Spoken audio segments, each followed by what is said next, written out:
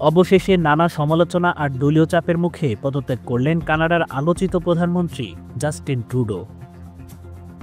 সোমবার ৬ জানুয়ারি এক প্রেস ব্রিফিংয়ে নিজের পদত্যাগের ঘোষণা দেন ট্রুডো। রয়টার্সের এক প্রতিবেদনে বলা হয়েছে, দীর্ঘদিন ধরেই রাজনৈতিক চাপের মুখে ছিলেন তিনি। বিশেষ করে যুক্তরাষ্ট্রের নবনির্বাচিত প্রেসিডেন্ট ডোনাল্ড ট্রাম্পের শুল্ক হুমকি মোকাবেলায় ব্যর্থতার অভিযোগে তাকে আরও কোণঠাসা করে তোলে। দেশের রাজনীতিতে ক্রমশ হারাতে থাকেন নিজের শক্ত অবস্থান। জনপ্রিয়তায় ভাটা পড়ে উল্লেখযোগ্য হারে। তারই দলের ভেতর থেকে উঠে আসতে থাকে পদত্যাগের দাবি। এর আগে লিবারেল পার্টির নেতৃত্ব থেকে সরে দাঁড়ান জাস্টিন ট্রুডো। দেশটিতে আগামী অক্টোবরে অনুষ্ঠিত হতে যাচ্ছে পার্লামেন্ট নির্বাচন। তার এই পদত্যাগ বড় ধরনের সংকটের মুখে পড়ল লিবারেল পার্টি।